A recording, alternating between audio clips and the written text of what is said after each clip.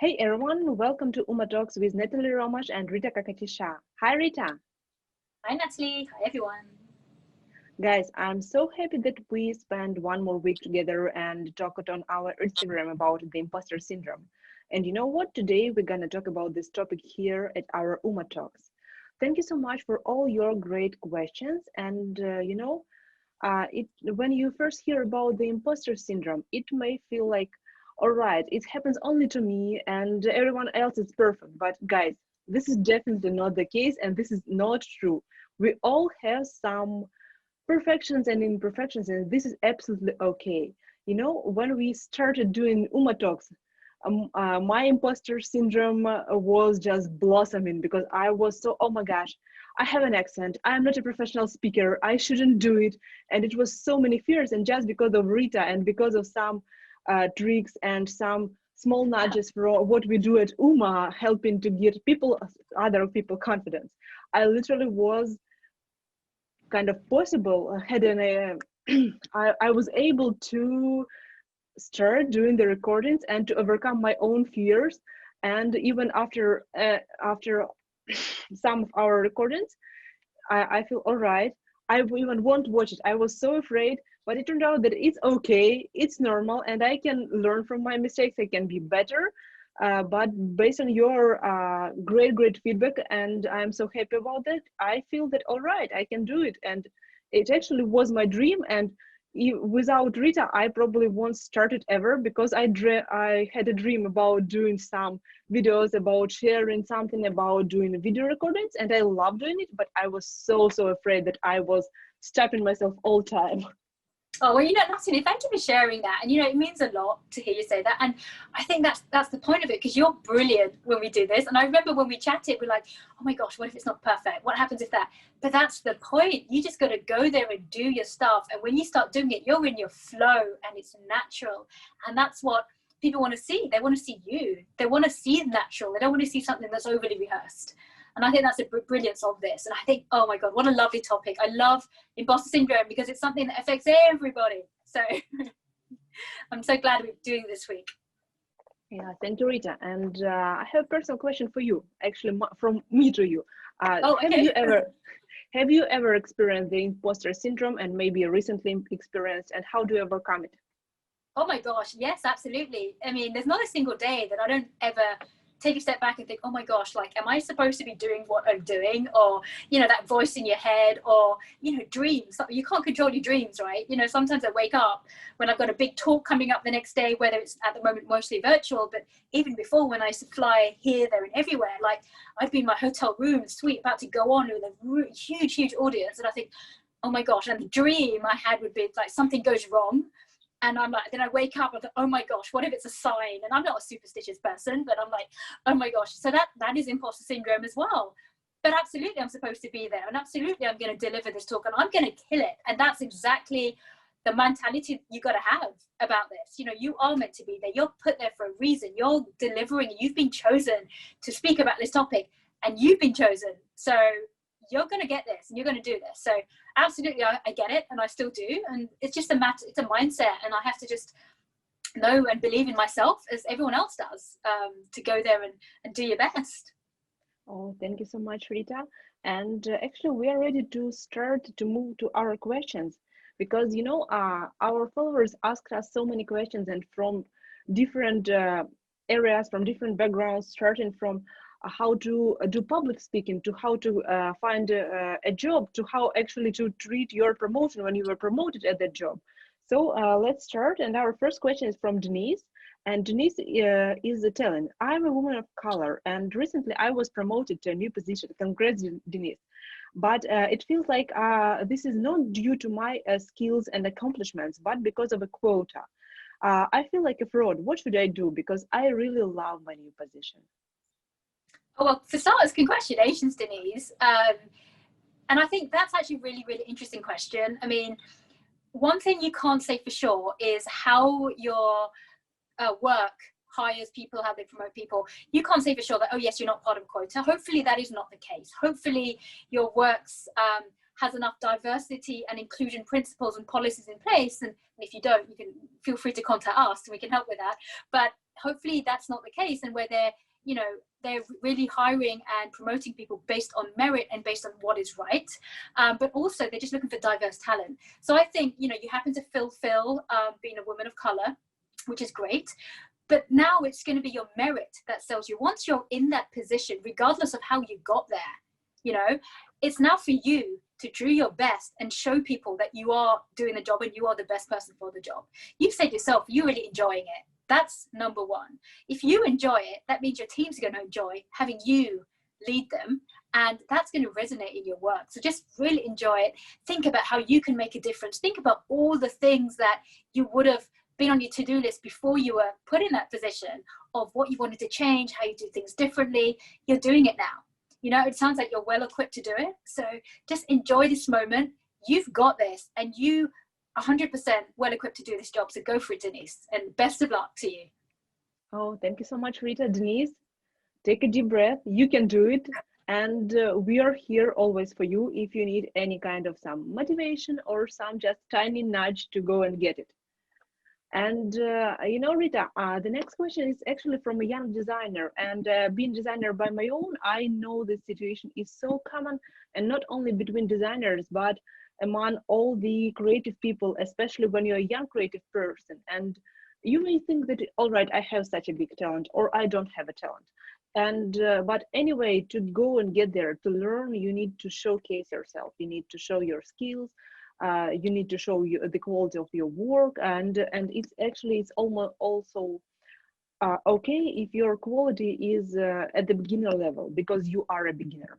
But when you see lots of professional works and works from the top people in the industry, it sometimes it doesn't feel like, hey, I can do it too, or should I be there here? And the next question is from Ashley, and Ashley is the young designer. Ashley is asking, I know that in order to get a good job and to grow in my career as a designer, I need to showcase myself. I need to show my works and my skills. But when I open Dribble or any other designer community or platform to showcase my works, it feels like my works aren't worthy of others' attention. How to overcome that? You know, that's a great question. But that's, I would say that, you know, as a designer, this is your personality that's coming out. So what is that personality? What makes you stand apart in your designs from everybody else? You know, when you take a look at these different platforms that you just mentioned, have a look at some designers that you really admire. Who are your role model designers out there? Pick 3, 4, maybe 5, and see what is unique about their showcasing. What is it about their portfolio? How are they doing it? Is it all one theme? Is it different? Are they showcasing different modalities? Is it static? Has it got motion? What are they doing and what stands out? Have a look at their Instagrams as well. See what is it over there that they're trying to promote. What works for them? And then you look at yourself. What are your key skills? What is it about your designing methodology, your background, that makes you stand out? And then let that come about. And you know, at the end of the day, you're a designer. You can sell through graphics, through video. That is what you excel at. So just believe in yourself and do the same for you. Treat yourself as though you were your own client. If you were coming to you with your amazing portfolio, how would you sort it out into different categories? What would you do? How would you pull out your best pieces of work to showcase? And use testimonials. You know, feel free to go out there to friends of yours, to former clients, and ask them to just provide some words of encouragement and experiences they've had with you as well, because testimonials can speak 1,000 words, and it can be really, really helpful, especially when you're starting off in a new field, to let people see who you are. Oh, thank you so much, Rita. You know, it's one of the best advices I as a designer ever heard, because it's so easy to look at someone's work and or at someone's, like at client's product, and say, all right, it's better to highlight this and this, but it's pretty tricky to look at yourself from this perspective. And so all young designers and creators, and even people who are not from creative industry but who are looking how to present yourselves, please follow the Rita's advice and try to do it. And I hope you will find your personality and find the right angle how to present yourself and how to go and get there. All right, and let's move to the next question. And you know, Rita, the next question is from a mom who is getting back to work. And Her name is Jane, and she's asking, I'm trying to get back to work after giving birth to my wonderful daughter.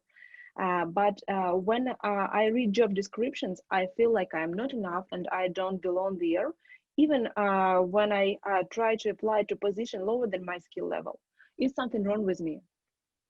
Oh, you know what? That's a beautiful question. And, congratulations, Fazanas. I'm sure you're just, having a new little baby daughter is amazing. So congrats again for that.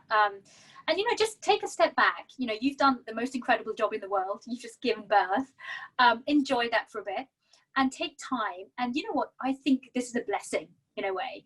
The fact that you're looking at job descriptions and you're looking at them and, does it even appeal to you?